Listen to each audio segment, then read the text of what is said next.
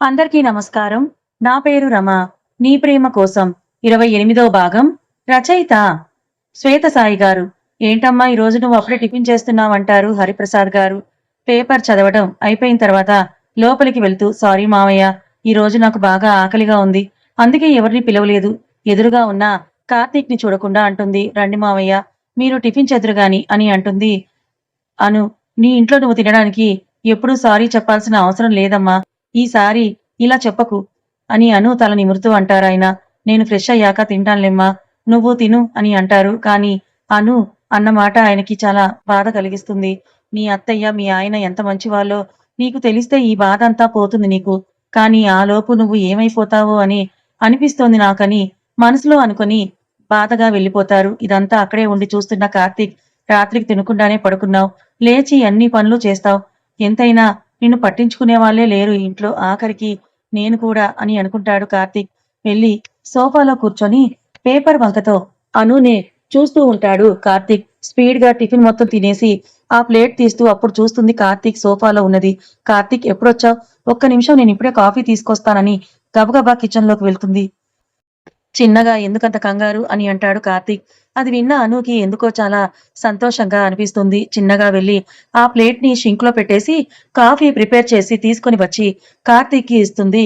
Karthik coffee ఇచ్చేసిన తర్వాత తను వెళ్ళి టాబ్లెట్ వేసుకొని ఇంకా మిగిలిన పనులన్నీ కూడా చేసేస్తుంది. తన బాక్స్ రెడీ చేసుకొని, అయ్యో ఈ రోజు హాస్పిటల్కి కూడా వెళ్ళాలి కదా, టైం అయిపోతోంది అని అనుకొని హడావిడిగా రెడీ అవడానికి వెళ్తుంది అను.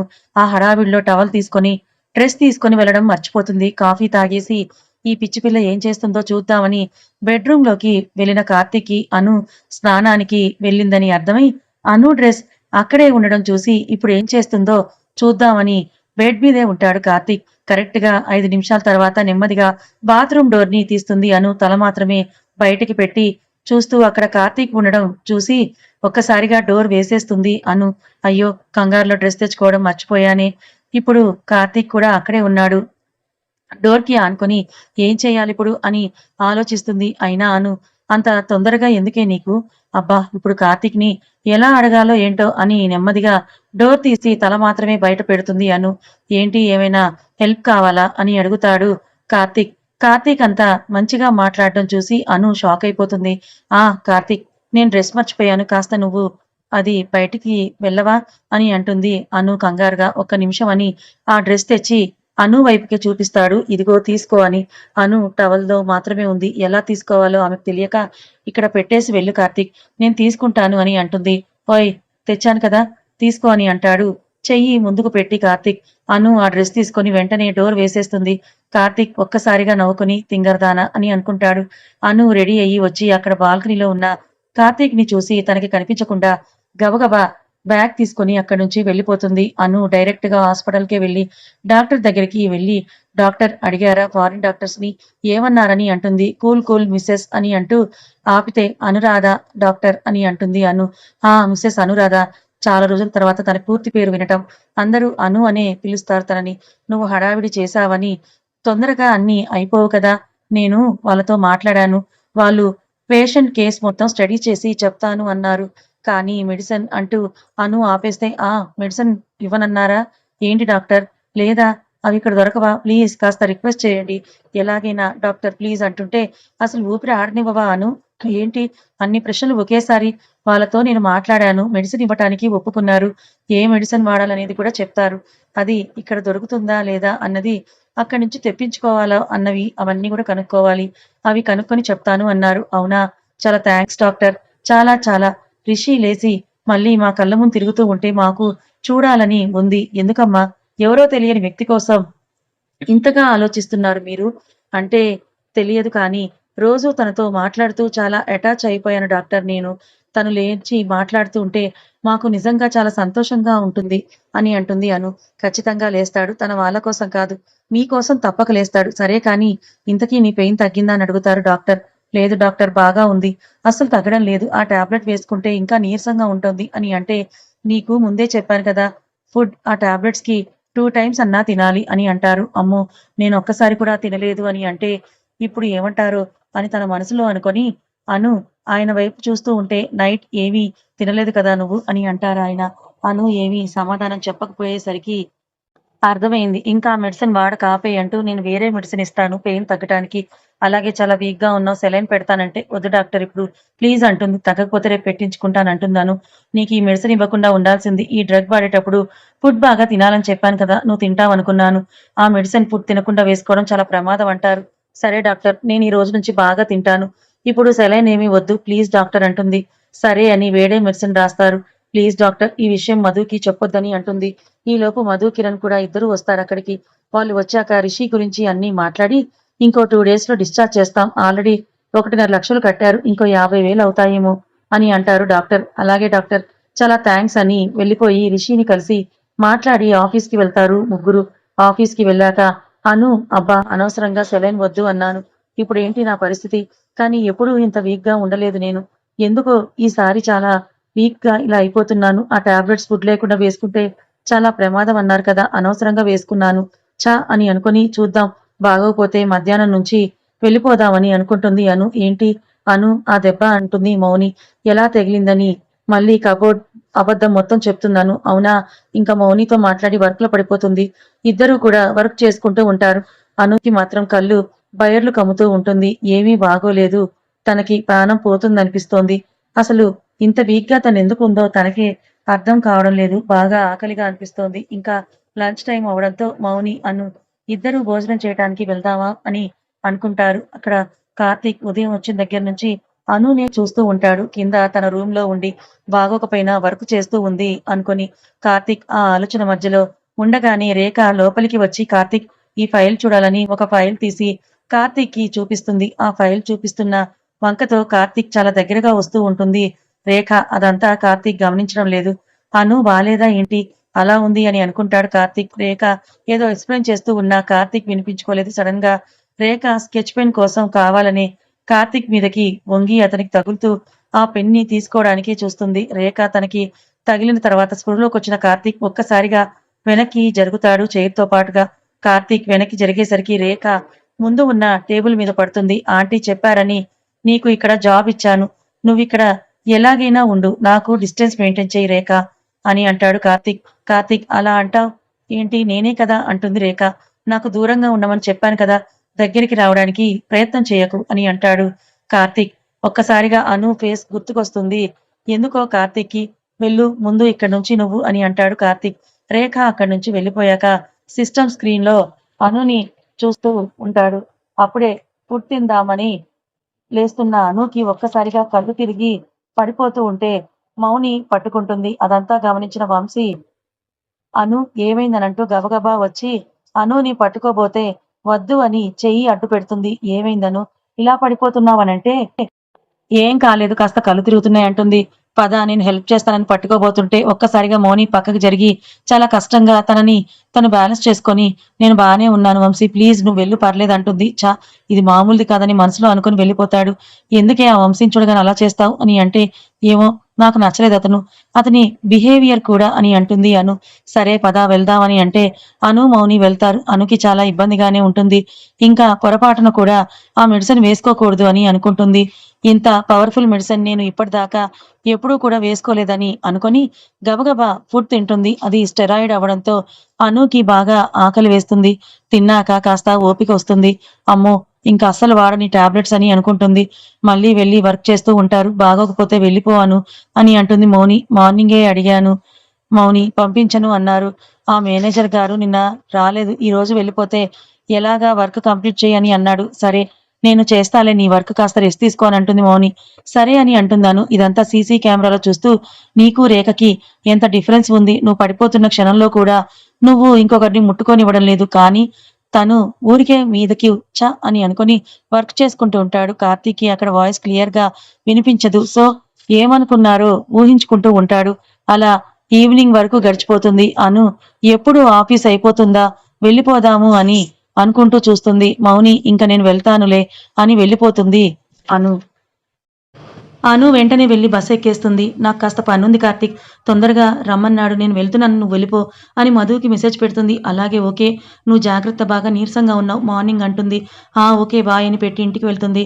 మార్నింగ్ మీద కాస్త బెటర్ అనిపిస్తుంది అనుకి. ఓపిక వచ్చిందిలే అని వంట చేసి కూర్చుంటుంది. కార్తీక్ని ఎలాగైనా ఒప్పించి ఈరోజు తిందామని తనకు కూడా వండుకుంటుంది అను. సుమిత్ర గారు అనుకి కాల్ చేసి, ఈరోజు నేను అరుణ్ దగ్గరికి వెళ్తున్నాను, లేట్గా వస్తాను, మీరు తినేయండి అని అంటారు. అలాగే అత్తయ్య అని అంటుంది అను. అలాగే కార్తీక్ కోసం వెయిట్ చేస్తూ సోఫాలోని నిద్రపోతుంది అను.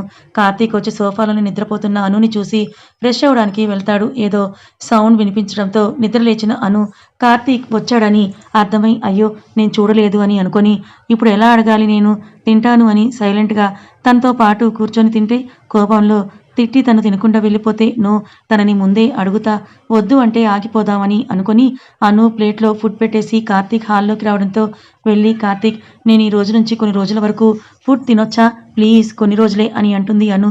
ఏంటి అంటాడు ఏమీ అర్థం కాక. అది నైట్ ఫుడ్ తింటాను కొన్ని డేసే, ఒక్క నిమిషం అని లోపలికి వెళ్ళి ఒక కవర్ తెచ్చి, ఇదిగో కార్తీక్, ఆ రోజు నేను తీసిన 15 లక్షల్లో 10 లక్షలు 5 lakhs అవసరమై తీశాను, అవి కూడా త్వరలోనే ఇచ్చేస్తాను, నువ్వు రేవతి వాళ్ళ నాన్నకి ఇచ్చేసావు కదా, ఇవి నీకే, ఇప్పుడు నేను ఫుడ్ తినొచ్చా అని కార్తీక్ ఫేస్ వైపు చూస్తూ భయంగా అడుగుతుంది. ఏమీ అర్థం కానట్టుగా అనునే చూస్తూ ఉంటాడు కార్తీక్. అదే అప్పుడు ఈ మనీ ఇచ్చేదాకా రాత్రిపూట భోజనం చేయొద్దని అన్నావు కదా, అంటే నేను మొత్తం మనీ ఇవ్వలేదనుకో, కానీ త్వరలోనే ఇచ్చేస్తాను, ఆ మిగిలిన డబ్బు కూడా ఇప్పటికీ మనీ తీసుకో, టాబ్లెట్స్ వేసుకుంటున్నాను కదా. కార్తీక్ బాగా ఆకలిగా ఉంటుంది, అందుకే అని అడుగుతుంది. తను పెట్టుకున్న ప్లేట్ వైపే చూస్తూ, నీకేమైనా పిచ్చా, ఆ రోజు ఏదో కోపంలో ఏదో అన్నానని అది పట్టుకొని రోజు ఫుడ్ తినడం లేదా నువ్వు, వెళ్ళి తినిపో ముందు అని అంటాడు కార్తీక్. అప్పటికే కార్తీక్ కళ్ళలో నీళ్ళొచ్చేస్తాయి. థ్యాంక్స్ కార్తీక్ అని అతని చేయి పట్టుకొని చెప్పి తన వైపు చూడకుండా వెంటనే వెళ్ళి ఫుడ్ తింటుంది అను. అది చూసిన కార్తీక్కి పిచ్చెక్కుతుంది. ఏంటిది, నేను ఆ రోజు ఏదో కోపంలో అన్న మాట పట్టుకొని రోజు తినకుండా ఉంటుందా అని కళ్ళల్లో నీళ్లు కారిపోతూ ఉంటాయి కార్తీక్కి. అను మాత్రం తింటూ ఉంటుంది. ఒక్కసారి కార్తీక్ వైపు చూసి, అయ్యో మర్చిపోయాను రా, నీకు కూడా వడ్డిస్తాను అని పిలుస్తుంది అను. కార్తీక్ వెంటనే తన ఫేస్ని పక్కకు తిప్పి, ఇప్పుడు నాకు ఆకలిగా లేదు, నువ్వు తిను, నేను తర్వాత తింటాను అని అంటాడు. సరే అని అను అంటుంది, తింటూ ఉంటుంది. అది చూసి అక్కడ ఒక క్షణం ఉండలేక బెడ్రూమ్లోకి వెళ్ళి తన చేతిలో అను పెట్టిన మనీని చూస్తూ, డబ్బు విలువైనదని విన్నాను, ఇప్పుడు చూస్తున్నాను నీ విలువ, ఈ నెల రోజులు అను పస్తూ ఉండడం అనుకుని వాటిని ర్యాక్లో పెట్టి బాల్కనీలోకి వెళ్తాడు. కార్తీక్ మాత్రం అను అన్న ఆ మాటే, టాబ్లెట్స్ వేసుకుంటున్నాను కదా కార్తీక్, బాగా ఆకలిగా ఉంది, చెవిలో పదే మోగుతూ ఉంటుంది. కళ్ళల్లో నీళ్లు ఆగకుండా వస్తూనే ఉంటాయి. అతనికి తెలియకుండా ఆ కన్నీళ్లు జారి అక్కడే ఉన్న రైలింగ్ మీద పడిపోతూ ఉంటాయి. రోజు భోజనం టైంలో అను తినేశాను అని చెప్పిన విషయం గుర్తొస్తుంది అతనికి.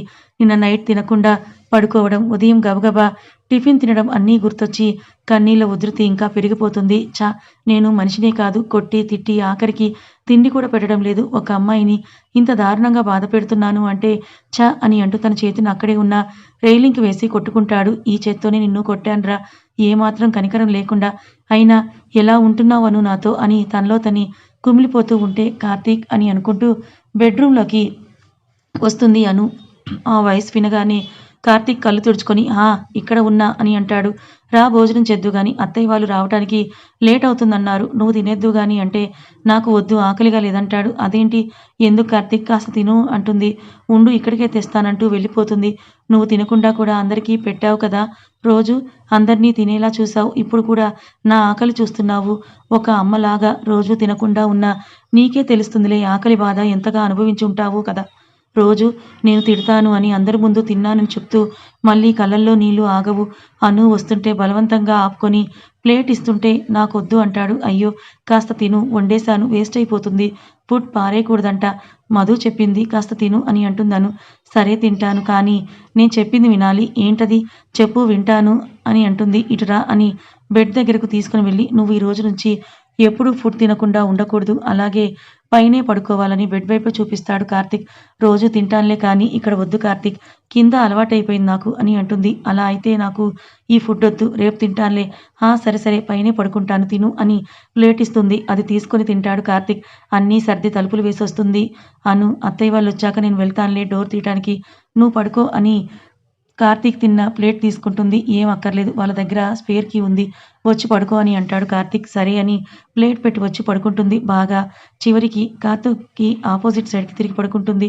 అమ్మో నేను నా కార్తీక్ పక్కన పడుకున్నాను, ఈరోజు చాలా హ్యాపీగా ఉంది, అయినా మనీ మొత్తం ఇచ్చేశాను, రేపు రిషి కావాల్సి వస్తే, అయ్యో నేను అసలు ఆలోచించలేదు, అయినా అవి కార్తీక్ మనీ, అవి వాడటం కూడా కరెక్ట్ కాదులే, దానికి వేరే ఏదైనా ఆల్టర్నేటివ్ చూడాలనుకుని ఫోన్ చూస్తూ, ఏంటి దివ్య అసలు కాల్, మెసేజ్ ఏమీ చేయటం లేదని హాయ్ తిన్నావా అని మెసేజ్ పెడుతుందను.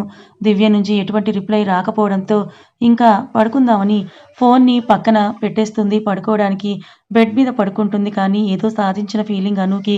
తనకి ఇలాంటి అవకాశం వస్తుందని అస్సలు కలలో కూడా అనుకోలేదు. నా కార్తీక్ పక్కన నేను పడుకున్నాను అంటే అసలేదో వింతలా ఉంది. కార్తీక్ నాతో ఈ రోజంతా బాగా మాట్లాడాడు బాబోయ్! ఈరోజు నిజంగా గుర్తుండిపోతుంది నాకు లైఫ్‌లో అనుకుంటుంది అను. కార్తీక్ మాత్రం పక్కనే ఉన్న అను వైపు తిరిగి అనునే గమనిస్తూ ఉంటాడు. అసలు ఏమాత్రం కదలకుండా అటువైపు తిరిగి స్టాచ్యూలా పడుకొనుంటుంది. ఒక్కసారిగా అనుని పైనుంచి కింద వరకు చూస్తాడు కార్తీక్. చూపు తిప్పుకోలేకపోయాడు. అబ్బా! ఏమన్నా ఉన్నావురా అసలు నువ్వు అని అనుకుంటాడు. నేనేంటిలా ఆలోచిస్తున్నానని మళ్ళీ నా పిల్లమేగా, నేను కాకపోతే ఎవరు చూస్తారులే అనుకొని చెయ్యి వెయ్యాలని ఉన్న కోరికని బలంగా ఆపుకొని కళ్ళు మూసుకుంటాడు కార్తీక్. అను మాత్రం చాలా సంతోషంతో ఉంటుంది. కార్తీక్ నన్ను ఇష్టపడకపోయినా పర్వాలేదు, కానీ ఇక్కడి నుంచి వెళ్ళిపోమని అనకు. నిన్ను చూడకుండా అస్సలు ఉండలేనని అనుకుంటుంది అను మనసులో. ఇంక ఇద్దరూ కష్టంగా నిద్రపోతారు. అను మాత్రం కార్తీక్ పక్కన పడుకున్నాననే సంతోషంలో తన పెయిన్ మొత్తాన్ని మర్చిపోయి నిద్రపోతుంది. నెక్స్ట్ డే అను ముందుగా లేచి తన పక్కన నిద్రపోతూ ఉన్న కార్తీక్‌ని చూసి నిజంగానే 1% కూడా నిన్ను చేసుకునేంత అర్హత లేనిదాన్ని కార్తీక్. అంత బావుంటావు తెలుసా నువ్వు అని కార్తీక్‌ని చూస్తూ కార్తీక్ ఫేస్ మీద చెయ్యి వెయ్యబోయేంత ఇంతవరకే నాకు ఛాన్స్ ముట్టుకోకూడదని అంటుంది. ఇంక లేచి ఫ్రెష్ అయ్యి వెళ్ళి తన పనులన్నీ చేస్తుంది. నిన్నటి మీద చాలా బెటర్‌గా ఉండడంతో ఇంకా పనులలో పడిపోతుంది అను. అందరూ లేచేసరికి కాఫీ ఇస్తుంది. సుమిత్ర గారు పైకి వెళ్ళబోతుంటే అత్తయ్య నేను ఆరేస్తానులే బట్టలు, మీరు దేనికి అని అంటూ వెళ్తుంది. సరే నేను వంట చేస్తానులే అని సుమిత్ర గారు కిచెన్‌లోకి వెళ్తారు. హరిప్రసాద్ గారికైతే చాలా హ్యాపీగా ఉంటుంది. సుమిత్ర చాలా తొందరగా నీలో మళ్ళీ పాత సుమిత్రని చూస్తాననిపిస్తోంది. అందరినీ ప్రాణంగా చూసుకునే నా సుమిత్రని అని మనసులో అనుకుంటాడు. పక్కనే ఉన్న కార్తీక్ ఆయన ఏమనుకుంటున్నారు అనేది ఊహించుకోగలుగుతాడు. ఇంకా అందరూ కూడా ఎవరి పనిలో వాళ్ళు పడిపోతారు. అను అన్నీ సర్దేసుకొని బయటకొస్తే అందరూ అక్కడ ఉంటారు. అందరూ కలిసి ఆ రోజు టిఫిన్ చేస్తారు. అమ్మా నాకు కాస్త వర్క్ ఉంది, నేను తొందరగా వెళ్ళాలని రెడీ అవ్వటానికి వెళ్తాడు కార్తీక్. ఉండు ఒక్క నిమిషం నీతో మాట్లాడాలి అని కార్తీక్ వెనకే బెడ్రూమ్‌లోకి ఆవిడ కూడా వెళ్తారు. అను వీళ్ళలో ఈ మార్పు నాకు చాలా నచ్చింది. ఇలాగే ఉండిపోతే బాగుండు అని అనుకుంటున్నావు కదా అంటారు. వాళ్ళ వైపే చూస్తున్న అనుని చూసి మావయ్య మీరు చాలా మంచివారు తెలుసా? ఎప్పుడూ అందరూ బావుండాలని అనుకుంటారు. ముఖ్యంగా నన్ను కూతురులాగా చూస్తారు. ఎప్పటికీ నేను మీతో ఇలాగే ఉంటాను. నాతో ఎప్పుడూ ఇలాగే మాట్లాడతారు కదా అని అంటుంది అను. అయ్యో ఏంట్రా అలా అంటావు నువ్వు? నాకు కూతురుతో సమానం. అలా ఎప్పుడూ అనకు. నీకు ఏమి కావాలన్నా నన్ను అడుగు, చిటికెలో చేసేస్తాను. ఏమీ వద్దు, నాతో ఎప్పటికీ ఇలాగే ఉంటే అదే చాలు అంటుంది. ఆఫీస్‌లో ఏమీ ప్రాబ్లమ్ లేదుగా, ఉంటే చెప్పురా నేను చూసుకుంటానంటారు. ఏమీ లేదు మావయ్య అంతా బావుంది అని అంటుంది అను. సరే మావయ్య నేను వెళ్ళొస్తానంటుంది. ఉండురా నేను డ్రాప్ చేస్తానంటే లేదులే నేను వెళ్తాను మధు దగ్గరికి వెళ్ళి అంటుంది. వెళ్తూ అను మళ్ళీ వచ్చి ఆయన్ని హగ్ చేసుకొని థాంక్స్ మావయ్య మీరు చేసిన అన్నిటికీ అని అంటూ నాకు తెలుసు కార్తీక్‌లోని ఈ మార్పు మీరు చెప్పబట్టే అని నాకు తెలుసని చెప్పి వెళ్ళిపోతుంది. నాకు తెలుసు మావయ్య మీరు తిట్టేసరికే కార్తీక్ నాతో అలా ఉంటున్నాడేమో అనుకుంటుంది అను. ఇంకా అను హాస్పిటల్‌కని బస్సెక్కుతుంది. కాస్త పెయిన్ ఉంది కానీ నిన్నతో పోలిస్తే బెటరే అనుకుంటుంది. టాబ్లెట్ వేసుకొని హాస్పిటల్‌కి వెళ్తుంది. అక్కడ డాక్టర్స్‌తో అన్నీ మాట్లాడి ఈరోజు డిశ్చార్జ్ చేస్తారు అని అంటే అన్ని ఫార్మాలిటీస్‌ని ఫినిష్ చేసి రిషిని ఆశ్రమానికి తీసుకొచ్చేస్తారు. వెల్కమ్ అన్నయ్య అని పిల్లలందరూ వచ్చి రిషి కళ్ళు తెరిచి ఉండడం చూసి ఏ అన్నయ్య కళ్ళు తెరిచాడు వావ్ అని గంతులేస్తూ అందరూ కాసేపు రిషి దగ్గర కబుర్లు చెప్పి వెళ్ళిపోతారు. శకుంతల గారు వచ్చి ఇదిగో అను తిను, కిట్టు ఇక్కడే ఉండి రోజు రిషికి కావాల్సినవన్నీ చూసుకుంటాడని ఒక అబ్బాయిని తీసుకొని వస్తారు శకుంతల గారు. అలాగే కిట్టు రిషిని విసుక్కోకుండా అన్ని పనులు చెయ్యి అని అంటారు అను, మధు ఇద్దరు. అలాగే మేడం అంటాడు ఆ అబ్బాయి.